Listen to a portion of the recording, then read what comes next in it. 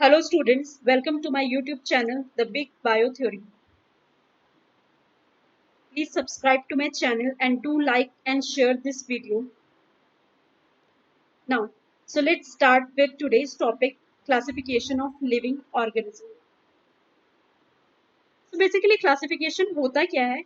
Classification जब भी हम किसी भी एनिमल या किसी भी प्लांट को कैटेगराइज करते हैं, उनकी ग्रुपिंग करते हैं उनके कैरेक्टरिस्टिक के बेसिस पे, ठीक है? क्यों करते हैं? इसलिए करते हैं क्योंकि हमारे अर्थ पे millions of plants and animal है और हम अगर एक एक की स्टडी करने बैठ जाएं तो वो बहुत मुश्किल होगा। इसीलिए हम क्या करते हैं, हम एक ग्रुप की स्टडी करते हैं। जैसे हमने किसी प्लांट की स्टडी किया और अगर उससे रिलेटेड उसके जैसा ही कैरेक्टरिस्टिक में मैच करता हुआ, उससे कैरेक्टरिस्टिक मैच करता हुआ कोई प्लांट है तो हम उनको एक ग्रुप में डाल देते हैं। इससे क्या होता है, हमारे लिए उस पर्टिकुलर ग्रुप को पढ़ना ज्यादा आसान होता है, ठीक है? अगर हम एक एक प्लांट को पढ़ने के लिए बैठ जाएं या एक एक एनिमल के बारे में पढ़ने के लिए बैठ जाए तो वो पॉसिबल नहीं है, क्योंकि हमारे अर्थ पे millions of animals and plants रहते हैं, ठीक है?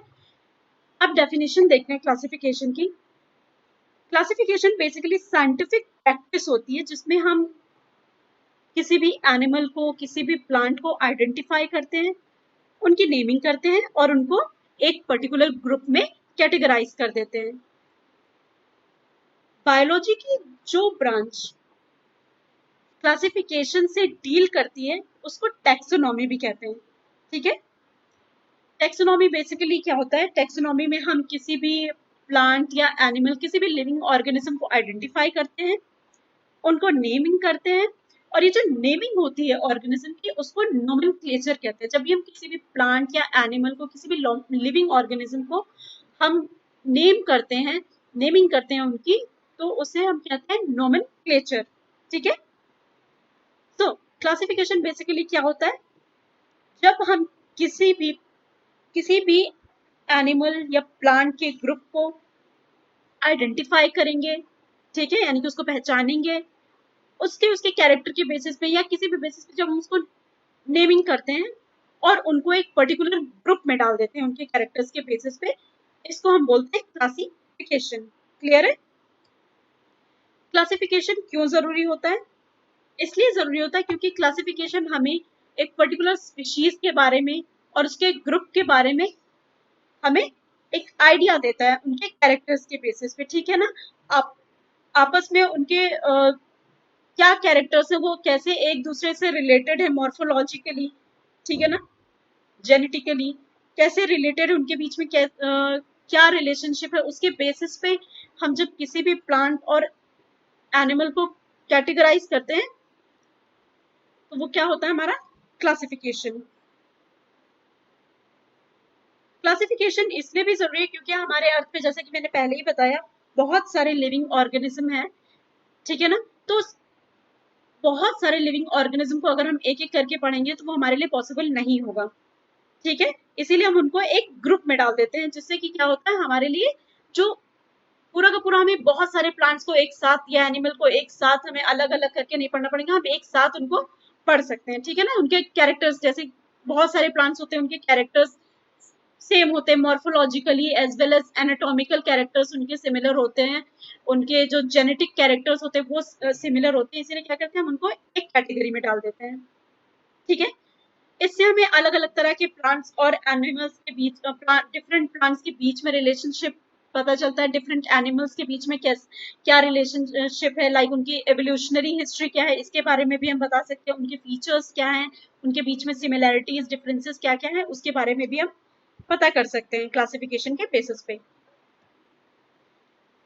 Now come to major categories of classification. Classification की मेजर कैटेगरीज क्या हैं? सो बेसिकली क्लासिफिकेशन तीन मेजर कैटेगरीज में किया जाता है, आर्टिफिशियल सिस्टम के बेसिस पे, natural system and phylogenetic system के बेसिस पे क्लासिफिकेशन किया जाता है। आर्टिफिशियल सिस्टम के बारे में पढ़ते हैं।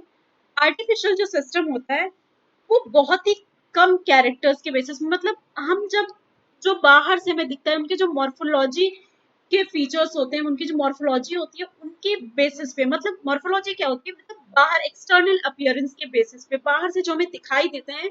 कोई भी प्लांट है, आप जैसे आपने देख लिया पत्तियां हैं किस तरह से अरेंज है, ठीक है ना, उनका अरेंजमेंट कैसा है, इनफ्लोरेसेंस उनमें कैसा है, उनमें रूट सिस्टम उनका कैसा है, ठीक है ना। इसके बेसिस पे जो आपको ऊपर से दिख रहा है उसके बेसिस पे जब हम उनको कैरेक्टराइज करते हैं तो वो होता है हमारा आर्टिफिशियल सिस्टम ऑफ क्लासिफिकेशन, ठीक है। जब हम मॉर्फोलॉजिकल बेसिस पे क्लासिफाई करते हैं तो पहली बात तो हमें बहुत कम इंफॉर्मेशन मिलती है, ठीक है ना। आपने मॉर्फोलॉजी ऊपर से देख के तो बता दिया, बट हो सकता है आपने ऊपर से जैसे कि किसी भी प्लांट को देख लिया ऊपर से और आपने दूसरा भी प्लांट हो सकता है उसके जैसा ही दिखता हो, पर ये सिस्टम कोई बहुत ज्यादा इफेक्टिव नहीं है ये बहुत क्लासिफिकेशन के लिए, क्योंकि हो सकता है वो एनाटॉमिकली डिफरेंट हो। उनको जब आप सेक्शन कट करके देखें हो सकता है उनके जो एनाटॉमिकल डिफरेंसेस हो वो अलग हो, ठीक है ना, उनके बीच में जेनेटिक सिमिलैरिटी उतनी ना हो, तो फिर ये सिस्टम बहुत ज्यादा अच्छा नहीं हम कहेंगे इसको क्लासिफाई करने के लिए, क्योंकि ये तो सिर्फ हम बाहर के कैरेक्टर्स को देख के बता रहे हैं कि क्या हो सकता है। मतलब बाहर तो और भी बहुत से ऐसे प्लांट्स होते हैं जो दिखते एक जैसे, बट हो सकता है कि वो एक फैमिली से ना बिलोंग करते हो सकता है वो अलग अलग फैमिली से बिलोंग करते हो, क्योंकि उनके जेनेटिक कैरेक्टर्स और उनके जो एनाटॉमिकल कैरेक्टर्स होते हैं वो अलग अलग होते हैं, ठीक है ना। तो जो आर्टिफिशियल सिस्टम का जो क्लासिफिकेशन था वो बेसिकली किसके बेसिस पे होता है, जैसे कि आपने बाहर से देख के बता दिया ये हर्ब है, ये श्रब है, ठीक है ना, ये ट्रीज हैं, राइट। अब आ जाते हैं नेचुरल सिस्टम पे। नेचुरल सिस्टम पे क्या होता है, नेचुरल सिस्टम में हम ज्यादा कैरेक्टर्स को हम लोग लेते हैं, जैसे कि हम मॉर्फोलॉजिकल कैरेक्टर्स को तो लेंगे ही, साथ में हम उनके उनको उनके जेनेटिक कैरेक्टर्स को भी डिस्कस करेंगे, एनाटॉमिकल कैरेक्टर्स को भी डिस्कस करेंगे।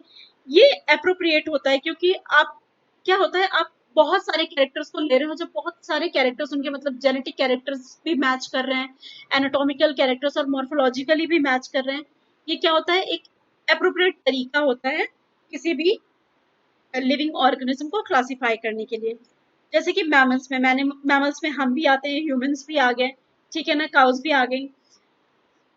अब काउस और मैमल्स ये सब कैसे रिलेटेड हुए, काउस तो एकदम अलग देखने में लगती हैं, ठीक है ना, और ह्यूमंस तो एकदम अलग, लेकिन उनके कैरेक्टर्स पे आप जाइए, ठीक है ना। देखिए जैसे मैमल्स को किस तरह से कैरेक्टराइज किया गया है, on the basis of presence of mammae, hair, vivipary. Vivipary क्या होती है, जो यंग वंस को बर्थ देते हैं, ठीक है ना। उनमें 4 चैम्बर्ड हार्ट होता है, डीन्यूक्लिएटेड इराइथ्रोसाइट्स होती है एंड वार्म ब्लडेड नेचर होता है उनका। क्लियर है, हमने मैमल्स को मतलब क्या है इन कैरेक्टर्स के बेसिस पे क्लासिफाई कर दिया। मैमल्स में अगर आप मैमल्स हैं, आप मैमल्स को बिलोंग करें तो आप में ये बेसिक कैरेक्टर्स तो होंगे ही होंगे। क्लियर है। अब आ जाते हैं फाइलोजेनेटिक सिस्टम ऑफ क्लासिफिकेशन पे। ये एवोल्यूशनरी रिलेशनशिप दिखाता है एंसेस्ट्री के बेसिस पे, ठीक है ना। आप कहाँ से इवॉल्व किए हैं, कौन सी स्पीशीज से इवॉल्व किए हैं, ठीक है ना, आप कहाँ से इवॉल्व करके आए हैं, किस स्पीशीज से इवॉल्व किए हैं, ठीक है। तो ये फाइलोजेनेटिक सिस्टम जो होता है ये एवोल्यूशनरी रिलेशनशिप, एवोल्यूशन को शो करता है कि कौन सी स्पीशीज का ओरिजिन कहाँ से हुआ है। क्लियर है।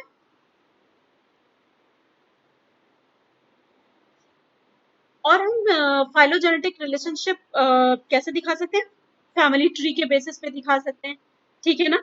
जैसे कि आप भी आपके घर में फैमिली ट्री लगाते होंगे, सबसे पहले आपने अपने ग्रैंड पेरेंट्स की पिक्चर्स लगाई, देन आपने आपके पेरेंट्स की पिक्चर लगाई, देन आपने आपके चिल्ड्रंस की पिक्चर लगाई, राइट है ना, तो फिर ग्रैंड चिल्ड्रंस की पिक्चर आई, ठीक है। सिमिलरली इस उसी तरीके से हम लोग क्या करते हैं कि पहले कौन सा ऑर्गेनिज्म आया, फिर उससे निकल के उससे ओरिजिनेट कौन कौन से हुए, ठीक है ना। इसके बेसिस पे जो हम लोग क्लासिफिकेशन करते हैं वो होता है फाइलोजेनेटिक क्लासिफिकेशन।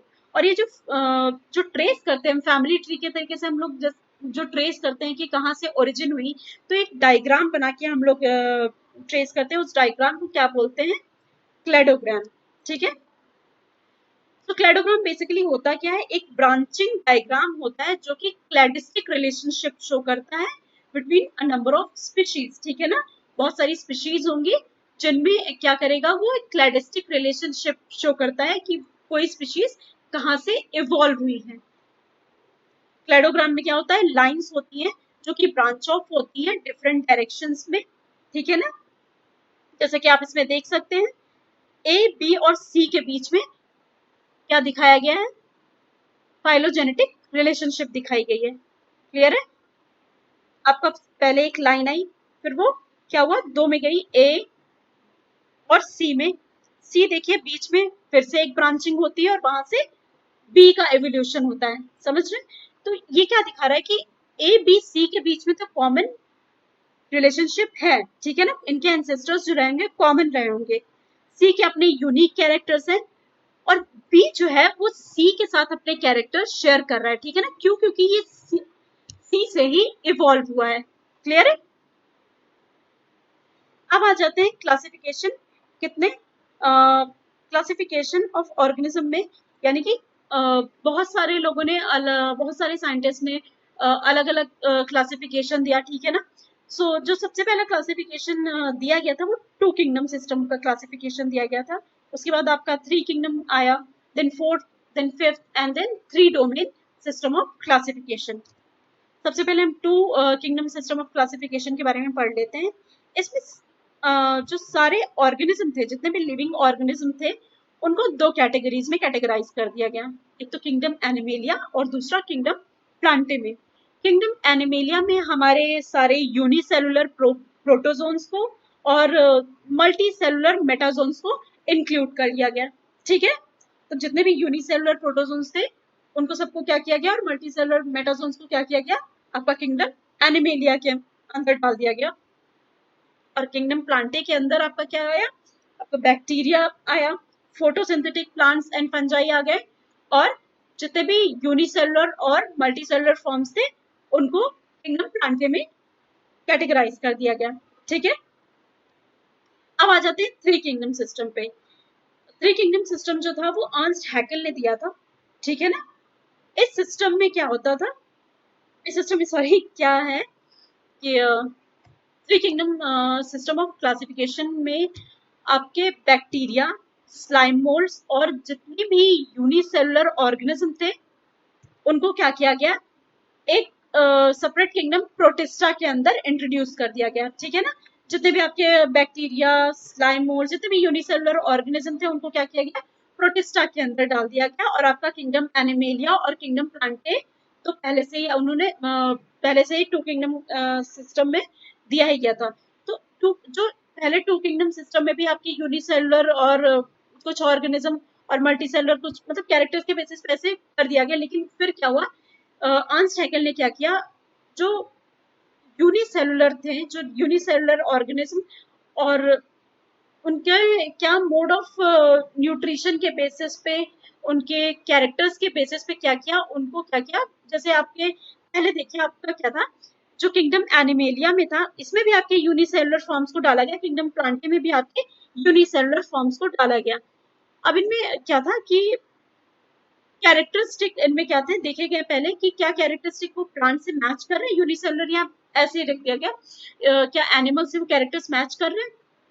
तो जब देखा गया एनिमल से उनके कैरेक्टर्स, कुछ एनिमल से भी मैच कर रहे हैं, कुछ प्लांट से भी उनके कैरेक्टर्स मैच कर रहे हैं, तो उनको क्या किया गया, एक अलग ही कैटेगरी में कैटेगराइज कर दिया गया। और वो कैटेगरी क्या रखी गई थी, किंगडम प्रोटिस्टा, ठीक है ना, सॉरी उनको क्या किया गया, हाँ किंगडम प्रोटिस्टा में रख दिया गया। और इसमें आपका किंगडम प्रोटिस्टा में क्या क्या आ गया, बैक्टीरिया आ गए, स्लाइम मोल्ड्स आ गए, और अदर जो यूनिसेलुलर फॉर्म्स थे वो डाल दिए गए, जिनके कैरेक्टर्स प्लांट्स और एनिमल्स दोनों से ही मैच कर रहे थे। तो उनको क्या किया गया, एक अलग ही कैटेगरी में डाल दिया गया। अब आ जाते हैं four kingdom system of classification. Four kingdom classification किसने दिया था, ये कोपलैंड ने दिया था। इन्होंने ये जो फोर किंगडम क्लासिफिकेशन था, सबसे पहला क्या आया इसमें, मोनेरा आ गया, उसके बाद Protista, then Plantae and kingdom Animalia.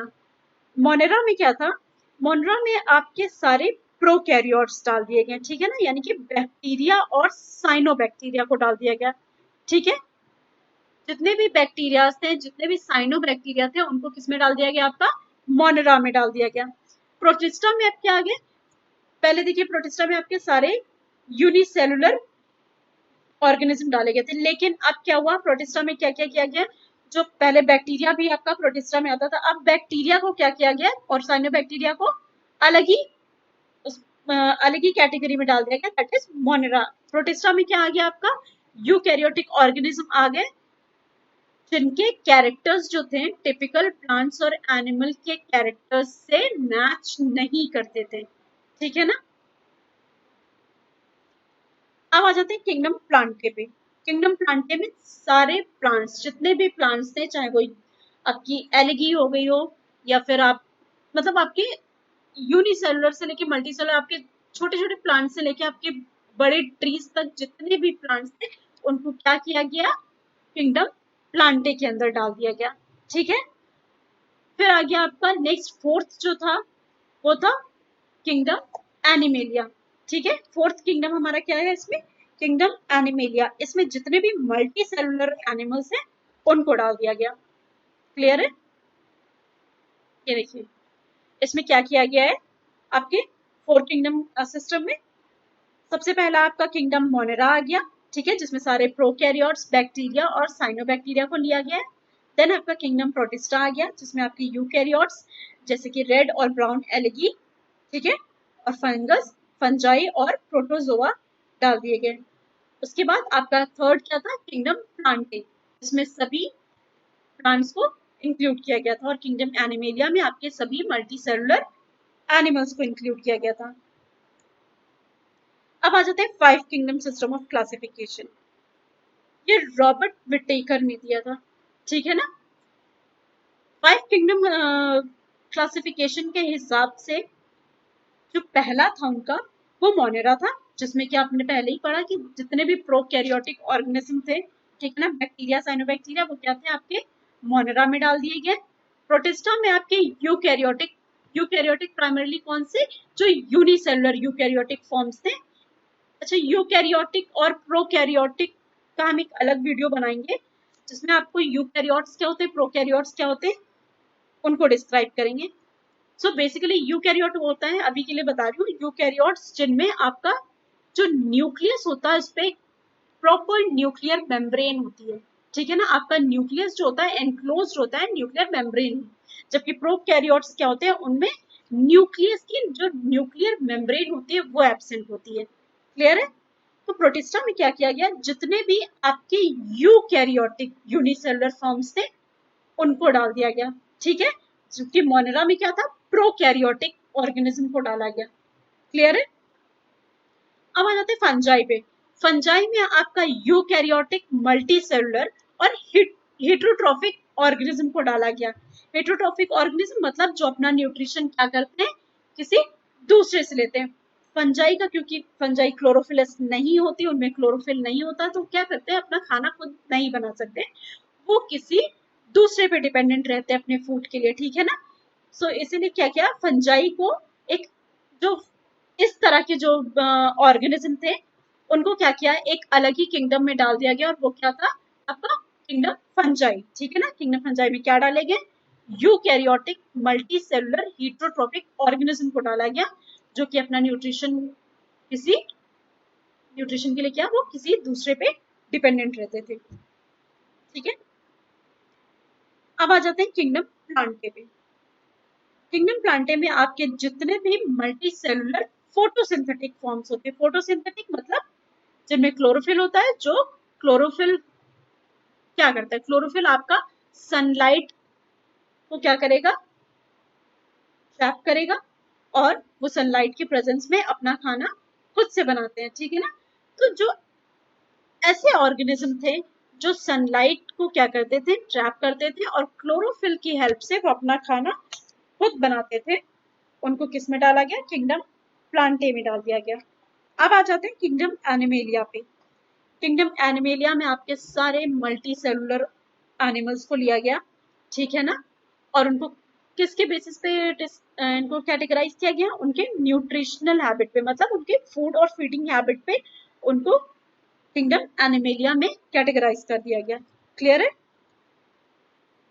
ये देखिए five kingdom system of classification. सबसे पहला आपका आ गया Monera, then Protista, and then Fungi, then kingdom Plantae, and then kingdom Animalia. ये आपका फाइव किंगडम क्लासिफिकेशन है। अब आ जाते हैं three domain system of classification. Three domain system of classification ये सबसे लेटेस्ट है, ठीक है ना। इसमें क्या किया गया, जैसे कि आपने पहले देखा, ये आपका 5 किंगडम क्लासिफिकेशन था। इसमें आपका Monera, protista, fungi, Plantae, Animalia था। इसमें क्या किया गया, आपको आगे दिखाती हूँ। हाँ, इसमें देखिए, जो प्रोकैरियोट्स फॉर्म्स थे, यानी कि जो बैक्टीरिया और जो प्रोकैरियोट्स थे, उनको फर्दर 2 में कैटेगराइज कर दिया गया। ठीक है ना, प्रोकैरियोट्स फॉर्म को क्या किया गया, फर्दर 2 में कैटेगराइज कर, जैसे आपका पहले क्या था, मोनेरा में आपके प्रोकैरियोट्स डाले गए थे, लेकिन उनमें भी आपका वो प्रोकैरियोट्स को भी क्या किया गया, अब 2 में कैटेगराइज कर दिया गया, बैक्टीरिया और आर्की बैक्टीरिया। क्यों किया गया, क्योंकि कुछ आपके ऐसे ऑर्गेनिज्म थे जिनके कैरेक्टर्स एकदम अलग थे, जो पहले सबको सिर्फ प्रोकैरियोट्स में डाल दिया गया, लेकिन अब उनमें भी जब कैरेक्टर्स देखे गए तो उनमें काफी डिफरेंस था। ठीक है ना, आपस में वो जो डाल तो जरूर दिए गए वो प्रोकैरियोट्स के अंदर, लेकिन उनमें क्या था, जब देखा गया तो उनके बीच में काफी डिसिमिलैरिटीज थी, तो उसके बेसिस पे क्या किया गया, अब उनके साथ उनके कैरेक्टर्स को स्टडी किया गया और उनको क्या किया गया, प्रोकैरियोट्स को 2 में डिवाइड कर दिया गया, बैक्टीरिया में और आर्की बैक्टीरिया में।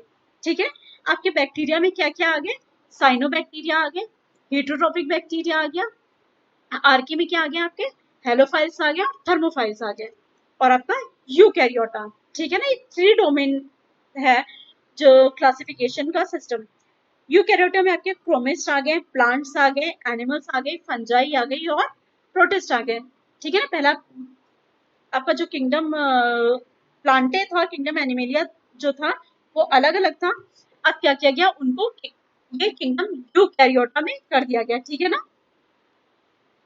ये देखिए, आपका डोमेन यू बैक्टीरिया में आ जाते हैं। इसमें आपके क्या आते हैं, जितने ग्रीन नॉन सल्फर बैक्टीरिया थे, जितने माइकोप्लाज्मा थे, साइनोबैक्टीरिया थे, जो भी पॉजिटिव और gram positive gram negative bacteria थे, उनको क्या किया गया, वो यू बैक्टीरिया में डाल दिया गया।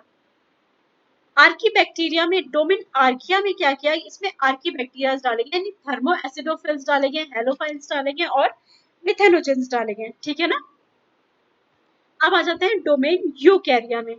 यूकैरिया में आपके प्रोटिस्टा को डाल दिया गया, fungi, kingdom animalia and kingdom Plantae. इसमें यूकैरिया में क्या किया गया, आपके प्रोटिस्टा, फंजाई, एनिमल्स और सभी प्लांट्स को रखा गया। ठीक है, किसने दिया था 3 डोमेन सिस्टम, ये कार्ल वुश ने दिया था। ठीक है, अब आ जाते हैं डोमेन आर्किया के बारे में, सबसे पहले पढ़ते हैं। डोमेन आर्किया में सबसे पहला, कोई न्यूक्लियर मेम्ब्रेन नहीं होती, दैट इज प्रोकैरियोटिक होते हैं। ठीक है, इनमें एंशियंट एवोल्यूशनरी हिस्ट्री जो होती है, वो सबसे ओल्डेस्ट फॉर्म ये माने जाते हैं अर्थ में, मतलब ये सबसे ओल्डेस्ट फॉर्म माने जाते हैं, और ये किसी भी कंडीशन में, मतलब ये हार्शेस्ट एनवायरनमेंट में, किसी भी कंडीशन में, चाहे जितना ही ठंडा हो, चाहे जितना ही गर्म एनवायरनमेंट हो, ये किसी भी कंडीशन में सरवाइव कर जाते हैं। ठीक है, किंगडम आर्की में आपको, आर्की बैक्टीरिया को आपका 3 में डिवाइड किया गया है। मिथेनोजेंस, यानी कि मिथेनोजेंस क्यों कहते हैं, क्योंकि ये मिथेन बनाते हैं, मतलब ये क्या करेंगे, हाइड्रोजन को आपको मेटाबोलाइज करेंगे, हाइड्रोजन और कार्बन डाइऑक्साइड को, और उसको क्या करेंगे, मीथेन में कन्वर्ट कर देते हैं। और ये ज्यादातर कहाँ पे पाए जाते हैं, स्वैम्पी। स्वैम्पी क्या होता है, जो दलदल वाले एरिया होते हैं ना, जहाँ पे बहुत सारा कीचड़ वगैरह होता है, वहां पे ये पाए जाते हैं। ठीक है ना, अब हेलोफाइल्स पे आ जाते हैं। हेलोफाइल्स क्या होते हैं, ये जहाँ पे बहुत सॉल्टी इन्वायरमेंट जहाँ का होता है, जहाँ पे बहुत सारा सॉल्ट प्रेजेंट होता है, वहां पे ये सरवाइव करते हैं। ठीक है ना, जैसे कि डेड सी हो गया आपका, ग्रेट सॉल्ट लेक हो गया। ठीक है, ये वहां पे पाए जाते हैं जहाँ पे आपका बहुत सारा सॉल्ट प्रेजेंट होता है। अब थर्मो एसिडोफिल्स पे, ये सबसे हाई टेम्परेचर से लेके ये लोवेस्ट टेम्परेचर तक सरवाइव कर जाते हैं, मतलब चाहे जितना ज्यादा टेम्परेचर हो, चाहे जितना कम टेम्परेचर हो, ये किसी भी एनवायरनमेंट में सरवाइव कर जाएंगे। ठीक है ना, जैसे कि आप यहाँ पे देख सकते हैं, ये क्या करते हैं, अबव 60 डिग्री या फिर freezing point, below freezing point temperature में भी ये क्या कर जाते हैं, इजिली सर्वाइव कर जाते हैं। और कहाँ पाए जाते हैं, हॉट सल्फर स्प्रिंग में पाए जाते हैं, ओशियन वाटर्स में पाए जाते हैं, और पोलर कैप्स में पाए जाते हैं। क्लियर है, अब आ जाते हैं डोमेन बैक्टीरिया में। डोमेन बैक्टीरिया का भी क्या होता है, कोई न्यूक्लियर मेम्ब्रेन नहीं होता है, प्रोकैरियोटिक होते हैं, ठीक है। किंगडम यू बैक्टीरिया को क्या किया गया है, तीन में डिवाइड किया गया है, साइनोबैक्टीरिया, स्पाइरोकीट, फर्मिक्यूट्स, क्लियर है। साइनोबैक्टीरिया में आपका क्या आ गया, जो फोटोसिंथेटिक ब्लू ग्रीन बैक्टीरिया होते हैं वो आपके किस में आ गए, साइनोबैक्टीरिया में आ गए। स्पाइरोकीट्स में आ गए, स्पाइरोकीट्स में आपका क्या आया, जो ग्राम नेगेटिव बैक्टीरिया होती है, ठीक है। जितने भी आपकी ग्राम नेगेटिव बैक्टीरिया होती है वो आपका किस में डाला गया, स्पाइरोकीट्स में डाला गया। और फर्मिक्यूट्स में आपके जितने भी ग्राम पॉजिटिव बैक्टीरिया होते हैं उनको डाल दिया गया है, ठीक है। अब डोमेन यूकैरिया में आते हैं, यानी कि यूकैरियोट्स होते हैं।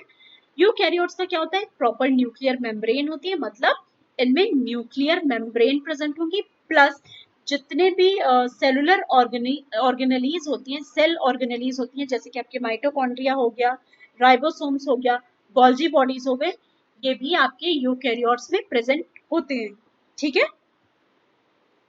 फोर किंगडम सिस्टम का क्लासिफिकेशन में क्या होता है आपका, प्रोटिस्टा, हमने पहले ही बताया फोर किंगडम क्लासिफिकेशन, जिनमें आपका प्रोटिस्टा आ गया, फंजाई आ गया, प्लांटे और एनिमिलिया। अब उनके कैरेक्टर्स को एक बार देख लेते हैं कि क्यों उनको फोर किंगडम में कौन से बेसिस पर किया गया था, क्यों प्रोटिस्टा में उनको डाला गया, ठीक है। तो प्रोटिस्टा में क्या होता है, जितने भी सिंगल सेल्ड यूकैरियोट्स होते हैं उनको डाल दिया गया। प्रोटिस्टा के जो मेंबर्स थे प्राइमरली ज्यादातर मतलब क्या थे, वो एक्वेटिक थे, और इनमें एक लिंक था जो कि प्लांट, एनिमल्स और फंजाई, ये इनमें तीनों के कैरेक्टर्स पाए जाते थे, ठीक है ना। मतलब बहुत सी स्पीशीज ऐसी थी जिनमें प्लांट्स और एनिमल्स के कैरेक्टर्स पाए जाते थे, जो प्लांट्स से मैच करते थे, बहुत से में एनिमल्स से कैरेक्टर्स मैच करते थे, कुछ थे जिनमें एनिमल और प्लांट दोनों के ही कैरेक्टर्स पाए जाते थे, ठीक है ना। तो जो प्लांट्स, एनिमल्स और फंजाई में ये लिंक शो करते थे, ठीक है। In eukaryotes the protistan cell body contains a well defined nucleus, ठीक है ना, क्योंकि ये यूकैरियोट्स है, और यूकैरियोट्स का हमने पहले ही बताया क्या कैरेक्टर होता है, वेल डिफाइंड न्यूक्लियस होता है। वेल डिफाइंड न्यूक्लियस मतलब न्यूक्लियस पे आपकी प्रॉपर एक न्यूक्लियर मेम्ब्रेन प्रेजेंट होती है, और अदर सेल ऑर्गेनेलीज भी प्रेजेंट होती है। मेम्ब्रेन बाउंड ऑर्गेनेली का क्या मतलब हुआ, कि आपका माइटोकॉन्ड्रिया हो गया, गोल्जी बॉडी हो गया, लाइसोसोम हो गया, ठीक है ना, एंडोप्लाज्मिक रेटिकुलम हो गया, आपका राइबोसोम हो गया, ये सारे जो सेल ऑर्गेनेलीज हैं वो यूकैरियोट्स में प्रेजेंट होते हैं, ठीक है। फोटोसिंथेटिक होते हैं ये, सेप्रोफिटिक भी होते हैं, पैरासिटिक भी होते हैं, और सिम्बायंट्स भी होते हैं। फोटोसिंथेटिक क्या हुआ, कि अपना खाना खुद से बनाएंगे, ठीक है ना, क्योंकि इनमें क्लोरोफिल प्रेजेंट होता है। सेप्रोफाइट्स मतलब, सेप्रोफाइट क्या होता है आपका, फंजाई से, सेप्रोफिटिक क्या होती है, फंजाई होती है, यानी कि जो सेप्रोफाइट्स होंगे उनके कैरेक्टर्स किससे मिलते होंगे, फंजाई से मिलते होंगे, ठीक है ना। तो सेप्रोफाइट्स क्या होते हैं, जो डेड ऑर्गेनिक मैटर पे, जैसे कि कोई लकड़ी सड़ रही हो, ठीक है ना, जब उस पे ग्रो करेंगे, उससे अपना न्यूट्रिशन लेंगे, समझ रहे हो। और सिम्बायंट्स क्या होते हैं, सिम्बायोटिक क्या मतलब, वो किसी पे डिपेंडेंट होंगे अपने न्यूट्रिशन के लिए, ठीक है। अब आ जाते हैं फंजाई पे, हीटरोट्रोफिक होती है। हीटरोट्रोफिक होने का क्या मतलब हुआ, ये अपना न्यूट्रिशन किसी दूसरे से लेते हैं। सेप्रोफाइट्स जैसे कि मैंने अभी बताया, सेप्रोफाइट्स क्या होते हैं, ये डेड ऑर्गेनिक मैटर से अपना न्यूट्रिशन लेते हैं। इनका जो थैलस होता है वो कलरलेस, थैलस क्या होता है, इनका जो बॉडी स्ट्रक्चर होता है, ठीक है ना, इनका जो बॉडी स्ट्रक्चर होता है वो क्या होता है, कलरलेस होता है, मतलब इनमें क्लोरोफिल एब्सेंट होता है, और इसीलिए क्योंकि क्लोरोफिल एब्सेंट होता है इसीलिए ये दूसरे पे डिपेंडेंट होते हैं अपने न्यूट्रिशन के लिए, ठीक है ना। ये जो इनका थैलस होता है ये फिलामेंटस होता है, और ये जो इनका फिलामेंटस थैलस होता है, फिलामेंटस जो बॉडी स्ट्रक्चर होता है इसको क्या बोलते हैं, हाइफे, ठीक है। फंजाई का जो फिलामेंटस स्ट्रक्चर होता है इसको क्या बोलते हैं, हाइफे। और ये जो हाइफे आपस में एक कॉम्प्लेक्स नेटवर्क बना लेते हैं, मतलब बहुत सारे हाइफे जो होते हैं आपस में क्या करेंगे, एक नेटवर्क बना लेंगे, तो उस नेटवर्क को क्या बोलते हैं, उसको बोलते हैं माइसीलियम, ठीक है ना। ये जो फंजाई आपस में एक नेटवर्क बना लेते हैं, बहुत सारे हाइफे इंटरलिंक्ड हो जाएंगे एक दूसरे के साथ में, तो ये जो इंटरलिंक्ड हाइफे होते हैं इनको क्या बोलते हैं, माइसीलियम, ठीक है। इनका जो स्टोर्ड फूड होता है, इनका जो फूड होता है फंजाई का, तो क्या होता है, ग्लाइकोजन, ये स्पेलिंग गलत है ग्लाइकोजन की, ये आपकी होगी GLY, ठीक है। इसको आप करेक्ट कर लीजिएगा, GLY, वरना मैं भी करेक्ट करके फिर इसको तो इनका जो स्टोर्ड फूड होता है वो होता है ग्लाइकोजन, GLYCOGEN, ठीक है ना, आप स्पेलिंग करेक्ट कर लीजिएगा। सेल वॉल इनकी कैसी होती है, वो सेलुलोजिक होती है, ठीक है ना, इनकी सेल वॉल किसकी बनी होती है, सेलुलोज की बनी हुई होती है।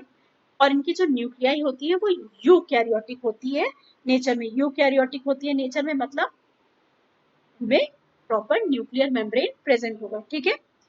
अब किंगडम प्लांटे पे आ जाते हैं। ये मल्टी सेलुलर होते हैं, फोटोसिंथेटिक होते हैं, ठीक है ना। फोटोसिंथेटिक का क्या मतलब होता है, मतलब वो अपना खाना खुद से बना सकते हैं, क्लियर है। अब इनमें जो प्लांट्स को जो पिगमेंट्स जो आते हैं, जैसे कि आप प्लांट्स देखते हो ग्रीन कलर के होते हैं, उनमें फ्लावर्स जैसे पिंक कलर के होते हैं, फ्रूट्स डिफरेंट कलर्स के आते हैं, तो ये कलर कहाँ से मिलता है, ये कलर्स ये जो पिगमेंट होता है ये कहाँ पे स्टोर होता है, इनका प्लास्टिड्स में स्टोर होता है, ठीक है ना। और आ जाते हैं, आप देखते हैं ये ऑटोट्रॉफिक होते हैं।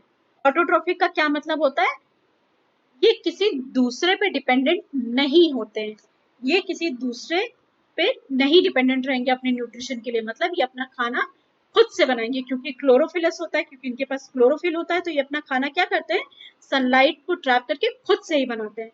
इनमें क्या आ गए, आपके मॉसेस आ गए, फर्न्स आ गए, टेरिडोफाइट्स आ गए, जिम्नोस्पर्म्स आ गए और एंजियोस्पर्म्स आ गए, क्लियर है। इनको हम आगे नेक्स्ट वीडियोस में डिटेल में पढ़ेंगे। अब आ जाते हैं किंगडम एनिमेलिया पे। किंगडम एनिमेलिया में क्या होता है, आपके मल्टी सेलुलर फॉर्म्स होते हैं, यहाँ पे मल्टी सेलुलर की भी स्पेलिंग गलत है, सॉरी। ये आपकी होगी MULTICELLULAR, ठीक है। ये ई की जगह आपका ये गलती से डबल ई हो गया, ये डबल एल होना चाहिए था, ठीक है। तो मल्टी सेलुलर फॉर्म्स होते हैं, इनमें प्लास्टिड्स नहीं होता है, ठीक है ना। डिवॉइड ऑफ प्लास्टिड्स का क्या मतलब होता है, प्लास्टिड्स एब्सेंट होते हैं। प्लास्टिड्स किसका कैरेक्टर होता है, ये प्लांट्स में पाए जाते हैं, प्लास्टिड्स जो होते हैं आपके प्लांट्स में पाए जाते हैं। इनमें जो न्यूट्रिशन होता है वो बेसिकली इंजेस्टिव होता है, ठीक है ना, प्रॉपर डाइजेस्टिव सिस्टम मतलब इनका होता है, मतलब माउथ होगा, ठीक है ना, बकल कैविटी होगी, इंटरनल कैविटी होती है, ठीक है ना, और फूड ये एब्जॉर्ब करेंगे, जैसे हमारा क्या होता है, माउथ होता है, इसोफेगस होगा, देन स्टमक में जाएगा, इंटेस्टाइन में जाएगा, ठीक है ना। प्रॉपर हमारा क्या होता है, एक डाइजेस्टिव सिस्टम होता है। किंगडम एनिमेलिया में क्या होता है, इनका एक प्रॉपर डाइजेस्टिव सिस्टम होता है, ठीक है ना।